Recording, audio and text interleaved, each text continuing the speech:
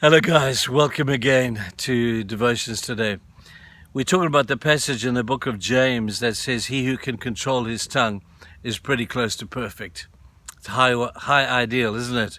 To control the things that we say in a world that is into freedom of speech, in a world that doesn't understand the power of a lie, or they do, but they just disregard the horribleness of that. But there's a qualifying section of speech that is really condemned in the Bible, and that is this area of slander. You say, what's the difference between slander and a lie? Slander is a lie with a deep, devious purpose. I want to give you an example of that today. You know, in the book of Daniel, Daniel was a wonderful man. God really used him. He loved God. And one day there was a group of people in the palace of the king who hated him. As they thought, we got to bring him down. We're going to conspire against him. We're going to tell stories about him. We're going to concoct lies about him. And even though they spoke the truth, they had the wrong motive. They went to the king and they said, "So king, we think that you should have an edict, that you should spread across the land, that everybody should worship your God." And the king said, "Hey, that's a good idea." He didn't think twice what these men were up to. He issued the edict, only to find out that it was a scheme. It was a dirty scheme to get back at Daniel. Daniel would never worship that king's God. You see, Daniel every day would go and he would open the curtains of his house and he would sit at the window and he would pray to Jehovah. And he didn't care who saw him. He was bold in his spiritual desire to please Jehovah.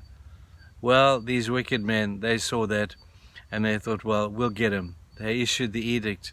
The king made it real, put a stamp of approval on it, and then they went and they smiled. They said, "So king, we need to tell you, Daniel's breaking your edict." And the king was shocked. He liked Daniel.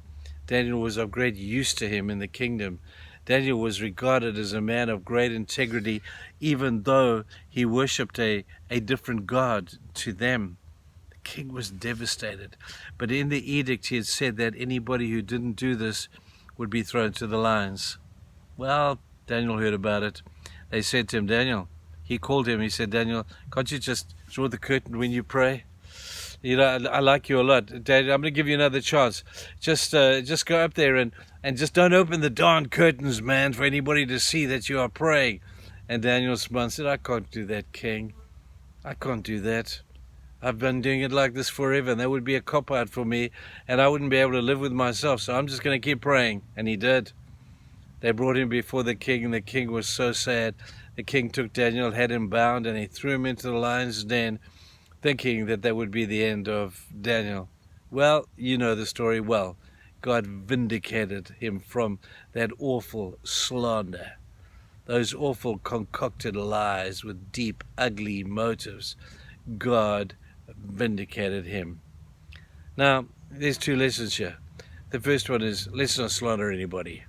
No matter how angry you are with them, no matter how much wrong they have done to you, don't slander them.